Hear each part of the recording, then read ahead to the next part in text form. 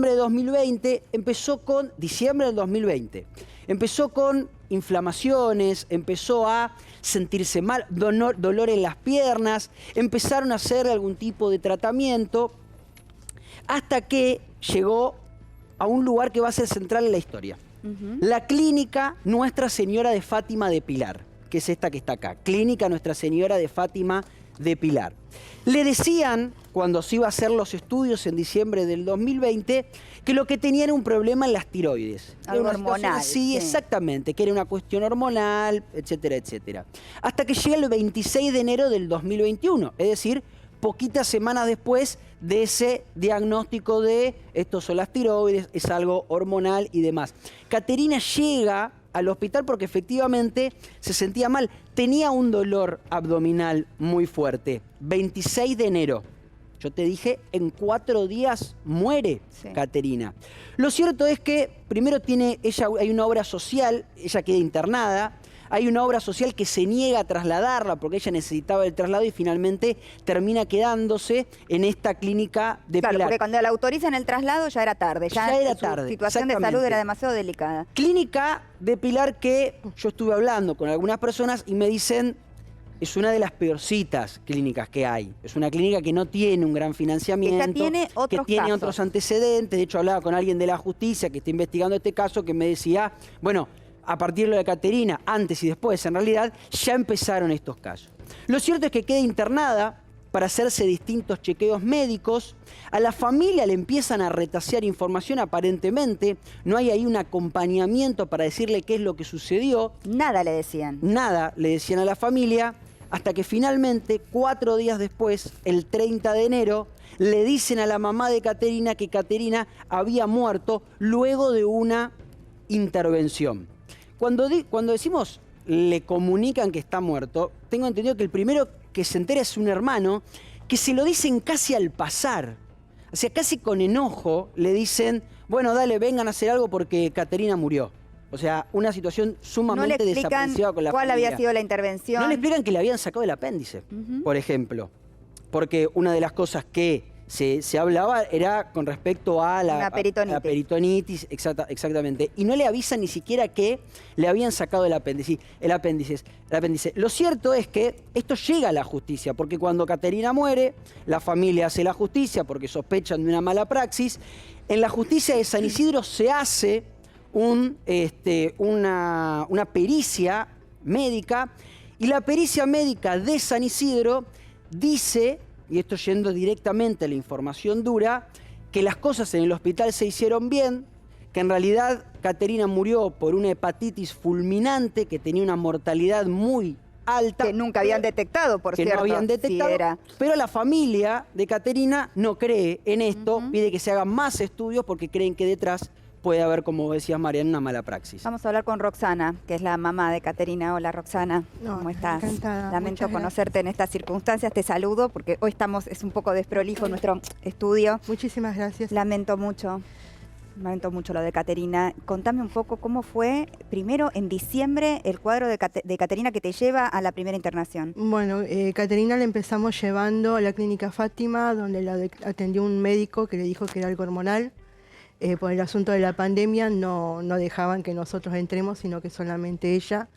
No tomaron ni siquiera los minutos para atenderla porque era un entra y sale, ahí nada más. Después la llevé al hospital de Rodríguez, donde dijeron que también era algo hormonal. Le mandaron una ecografía, pero sin la urgencia, digamos, que tenía recién fecha para febrero. Caterina en febrero ya no estaba. Después la volvió a atender una doctora Puc, la doctora Paola Puc, que le mandó pastillas para las anginas y un hisopado. Katy nunca tuvo anginas. Después, el 26 de enero, la llevo a Viasano, que es la obra social de ella, donde se tenía que sacar sangre. Y a ella, bueno, ahí pedí, por favor, que la atienda un médico, donde ellos se negaron a atenderla. Me dijeron que no, que solamente atendían por teléfono. ¿Ella ya estaba con este fuerte dolor abdominal? No, ella lo que tenía era las piernas inflamadas, levantaba fiebre y lo que comía lo empezaba a vomitar. Pero ella cuando entró a la clínica no tenía dolores. Ella empezó con los dolores ya internada.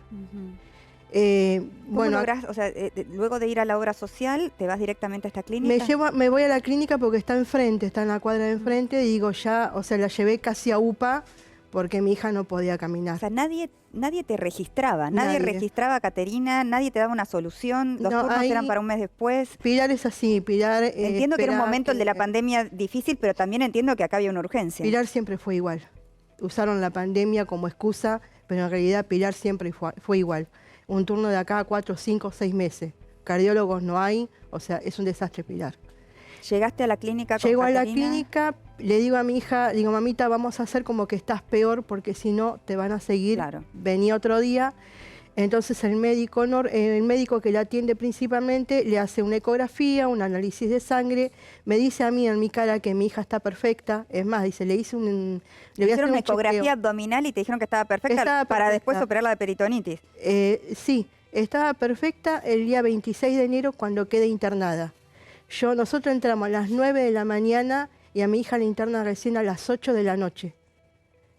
¿Vos pudiste estar con ella todas esas Yo horas? estuve con ella todo ese tiempo. Esperábamos que nos traigan los resultados, nadie sabía dónde estábamos. O sea, era como... Y ella se iba grabando.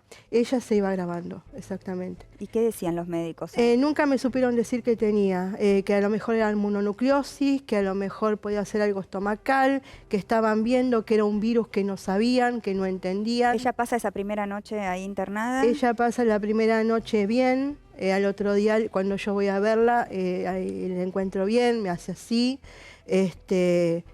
No te dejaban entrar. No, estuvimos unos minutos, escuchamos al médico, la Furcade, que era el que la estaba atendiendo, que era un virus, que no sabía, que qué sé yo, que no sabían qué hacer. Bueno, después Katy queda ese 26 a la noche ahí, el 27 a la noche, ella casi el 28 me manda audios porque no veía bien y me dice, mamá, sácame de acá porque no me atienden. Pobre. Yo salgo corriendo de mi casa, llego a la clínica y ni bien entro me agarra la enfermera y me dice, póngale un palo a su hija, póngale voz de mando y frénela porque estuvo toda la noche los gritos y así no se puede. Dios mío. Y yo le dije, si siente que le duele algo, si se queja es porque realmente le duele, porque Katy siempre fue sana. Ella, el único problema que tenía era de tiroides y estaba ya medicada. ¿Y qué le dolía ahí ella? ¿Por qué El se quejaba? abdomen. El abdomen. El abdomen le dolía mucho. Ahí empezó ella con los dolores del abdomen. Y no la atendían. No, recién el médico fue como a las 9 de la mañana a verla. Me hacen salir a mí, después me presentan al doctor Ridolfi y me dicen que le tienen que colocar una camarita al costado del ombligo para ver qué tenía porque no sabían. Ujú. Yo la acompañé en todo momento a mi hija, la ayudé a cambiarse porque no podía mantenerse en pie. Le dije, bueno, digo, que siempre que hiciste un piercing, le digo, gracias. Siempre que hiciste un piercing, bueno, ahora vas a tener como algo. La intraoperación, yo me quedo al lado de la puerta, no me moví para nada, y el cirujano me dice que el apéndice estaba un poco inflamado sin importancia, y que atrás del apéndice había un líquido que no correspondía al lugar, pero que Katy estaba bien. De ahí la mandaron directamente a terapia intensiva, que estábamos con el papá y la verdad que fue horrible verla. Y la fuimos a ver al otro O día. sea, por un lado te decían que estaba bien y por otro lado la mandaban a terapia intensiva. Nosotros pensamos que a lo mejor como, no sé, como el asunto del virus, y uno siempre cree en los médicos. Por supuesto. Lo que para mí siempre fue palabra santa lo que diga el médico, porque ellos son los que estudiaron y ellos saben. Yo puse mi hija en manos de ellos. Y bueno, ya el 29, ya mi hija ya casi dejó de funcionar en los riñones. El médico me decía que los riñones le habían dejado de funcionar, que el hígado le estaba dejando de ¿Estaba funcionar. consciente de ella? Estuvo consciente, me preguntó si le habían quitado algo porque no entendía y yo le dije no porque a mí el médico en ningún momento me dijo que a vos te quitaron algo. Dice, no, porque me dejaron algo. Digo, sí, pero debe ser por la operación, viste que te meten la canulita. Y le habían sacado del algo. apéndice. Claro, yo me entero del apéndice 14 meses después que sepulté a mi hija.